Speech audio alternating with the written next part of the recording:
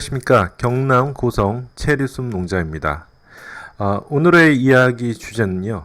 평생 정년 없이 심심할 틈 없이 사는 법입니다. 어, 영국 속담에 이런 이야기가 있습니다. 1년이 행복하려면 정원사가 되고 평생을 행복하려면 나무를 심어라. 자, 나무를 심는 것 자체가 오늘의 이야기 주제죠. 나무를 심는 것 자체가 돈을 떠나서 굉장히 정년이 없고 행복할 수 있다는 겁니다. 그래서 오늘 한번 이 주제를 한번 잡아봤는데요. 은퇴 후 맞닥뜨린 현실들. 당연히 뭐 금전적인 어려움도 있을 수 있고요. 친구 문제, 뭐 같이 놀 친구라든지 그런 어려움도 있을 거고요. 그리고 또 뭐 우울감이라는 어려움이 있을 수 있고 또 건강이라는 부분들이 있을 수 있는데 이러한 것들을 조금은 해결할 수 있는 것들이 나무 농부이지 않나 생각합니다. 자, 노인 이런 부분에 대해서 도대체 당신이 뭔데 이런 얘기를 하냐 하실 수 있는데 저는 약 2005년도에요. 우리나라에 이제 노인 일자리 사업이 이제 처음 생길 때 제가 사업 계획서를 내 가지고요. 이제 시장형으로 해서 이제 과일 도시락을 이제 노인들이 이렇게 만들어 가지고 파는 사업 기획서를 내고 이제 국내에서 이제 최초로 이제 정말 수익을 발생하는 그런 사업을 했던 경험이 있습니다. 그래서 그때 MBC부터 해가지고 연합뉴스부터 해가지고 이제 난리가 났었고요. 그때 이제 요 제가 사업하셨던 어르신들입니다. 사진이고 찍은 기사에 나온 사진입니다. 제가 이제 그때 이제 젊을 때 느꼈던 것들이 이게 일일짜리라는 것 자체가 우리가 돈도 중요한 부분이지만 사람이 살아가는데 꼭 뭐 나이가 들어서도 꼭 필요한 게 일자리이지 않나 생각이 들었고요.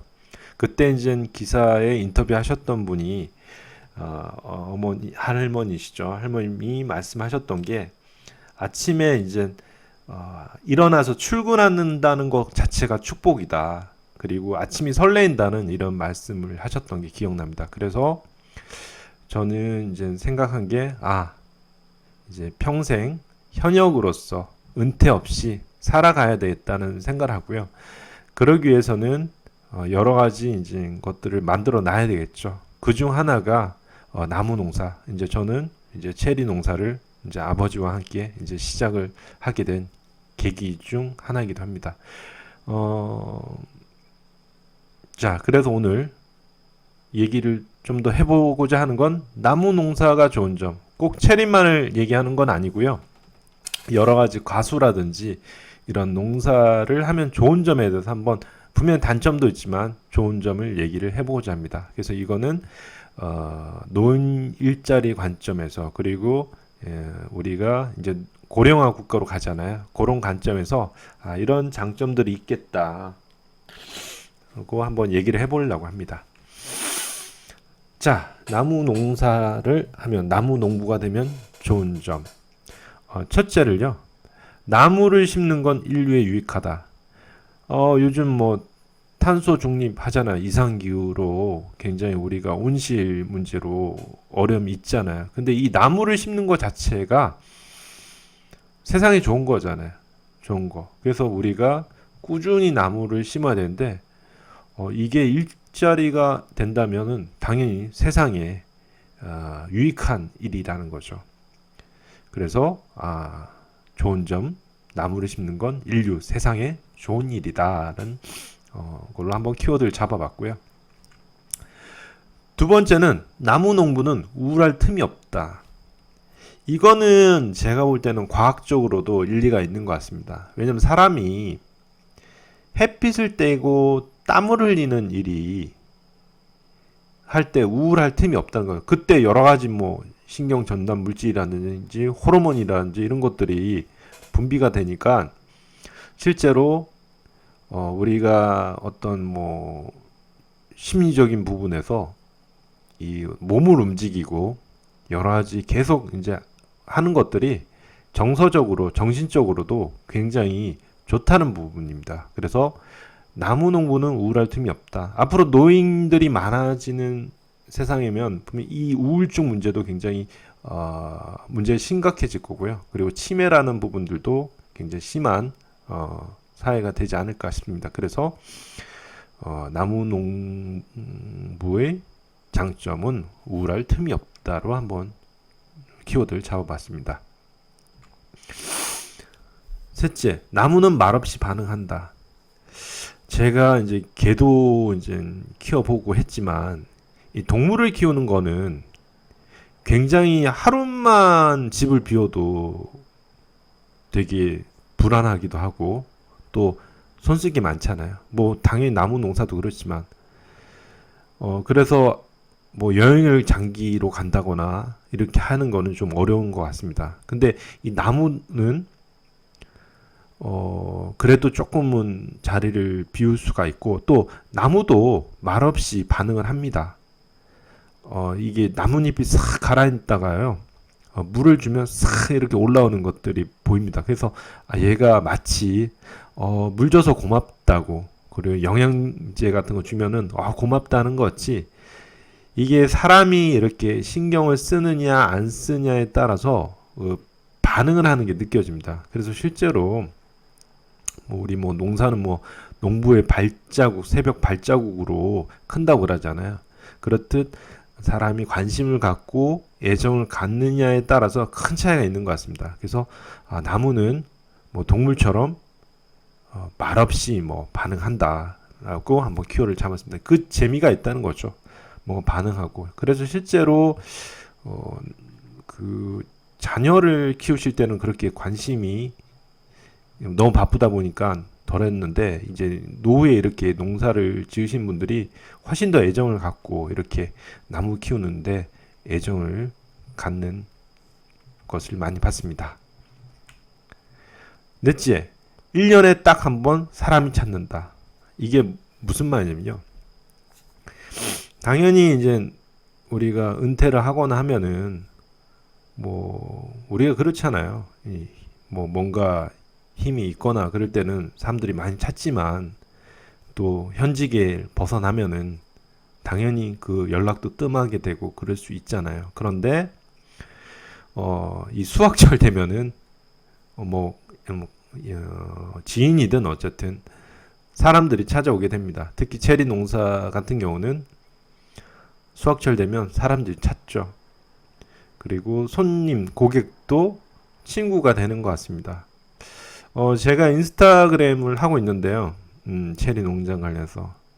그래도, 이 사진을, 일상에 대한 사진들을 이제 올리면은 계속 반응해주고 좋아요 누르면서 이제 점점 이제 친구가 되는 것 같습니다. 그래서, 매년 찾아오시는 분들이 계신데, 애들 데리고 오시면은 정말 웬만한 친구들 1년에 한 번 안 보는 경우가 많잖아요. 근데, 요런, 이 나무로 체리로 이렇게 알게 됐지만 이렇게 반갑게 인사를 하고요. 간혹 간식도 갖다 주신 분도 계십니다. 그래서 1년에 딱 한 번 사람이 찾다. 그리고 뭐 당연히 지인들은 찾죠. 제 동생 친구들 같은 경우는 오랜 첫 시작할 때부터 고객이기도 하고 그리고 저희 홍보맨들이기도 한데 동생 친구들이 그래서 애들 데리고 이제 옵니다. 그래서 꼭 한 번씩 정말 반가운 얼굴들을 보게 된다. 수학철에. 그래서 1년에 딱 한 번 사람들이 찾는다란 줄 잡았습니다. 다섯째, 식료품비를 절약할 수 있다. 체리 농사 뭐 나무 농사뿐만 아니라 이 조그만 터가 있으면은 거기에 또 여러 가지를 또 심어 놓습니다. 그래서 실제로 저희 농장 같은 경우는 계절마다 먹을 게 나오게 되더라고요. 그래서 요즘에는 이제 밤이 또 나오잖아요. 추석 때니까 밤 이렇게 매년 이렇게 또 가족이 먹을 만큼 또 나오고 또 뭐 감 이제 좀 나오겠죠. 감 같은 것도 나오고 또 어, 채소 같은 거 심어두면은 한 가구가 먹을 만큼은 충분히 나옵니다. 그래서 나무 농사 지으면서 조금 여유 공간에다가 이런 식재료 같은 거를 좀 심어 놓으면 우리가 돈을 버는 것도 중요하지만 돈을 안 쓰는 것도 중요하잖아요. 그것도 돈을 버는 거잖아요. 그래서 식료품비를 절약할 수 있고 최근에 이제 저희는 이제 동남아 갔다 오면서 공심채라는 거를 맛있게 먹어서 한번 심어봤는데 그것도 나더라고요. 1년 내내 뭐 나는 것 같더라고요. 그래서 공심채도 심어놓고 또 먹으려고 하고 있는데 그래서 이게 식료품비도 절약할 수 있다 해서 한번 잡아봤습니다. 여섯째, 토지는 사라지지 않는다. 우리가 보통 이제 은퇴하시고 뭐 사업을 이렇게 하시려고 하실 수도 있잖아요. 은퇴 후에 뭐 식당이라든지 뭐 다른 본인이 해보지 않은 사업들을 할 수도 있는데 사업을 해보신 분들은 아실 겁니다. 쉽지 않습니다. 뭐 특히 임대를 한다든지 자기 건물이면 좀 괜찮겠지만 임대를 한다든지 하면 우리가 들어간 돈들이 많거든요. 임대료부터 해가지고 인건비 엄청 높습니다. 인건비 하고 그 재료비 하고 하면은 실제로 아르바이트 하는 것보다 돈을 못 벌 수도 있습니다.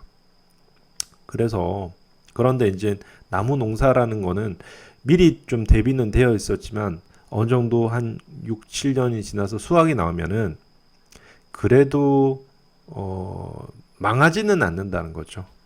왜냐 망하더라도 토지는 남아 있으니까 토지는.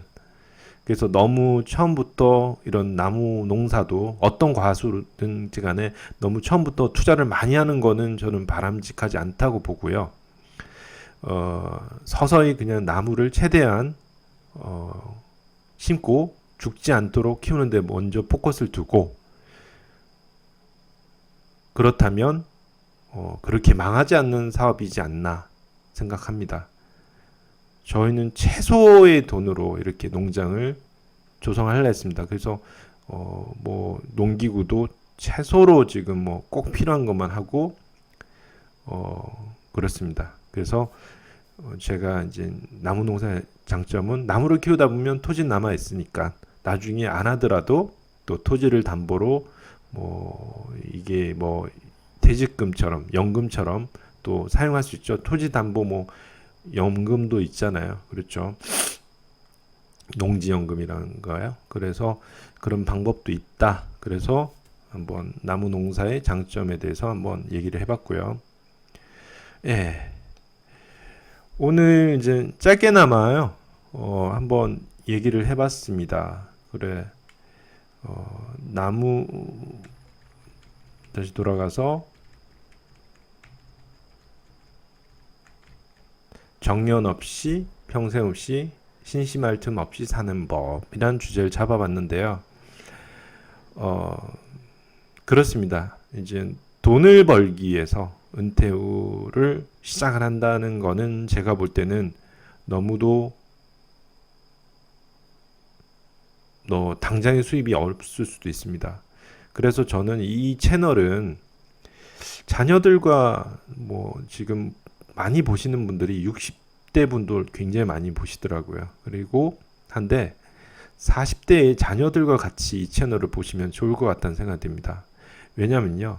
그 40대도 금방 50대 오고 60대 온단 말이에요. 그랬을 때 아버지랑 아들이 노후를 같이 준비하는 겁니다. 그래서 요런 우리 셰르스 농장 채널을 보면서 미리 대비할 수 있는 게 되면 좋지 않을까 생각합니다. 제가 이런 생각을 가질 수 있던 건 아까 말씀드렸죠.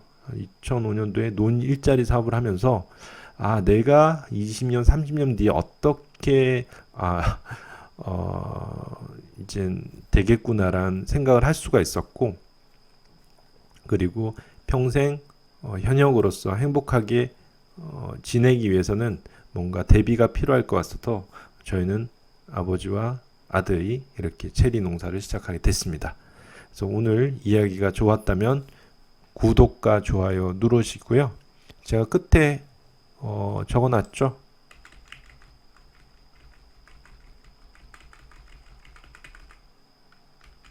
구독자 당신은 이미 센스 있고 통찰력 있는 분입니다. 감사합니다.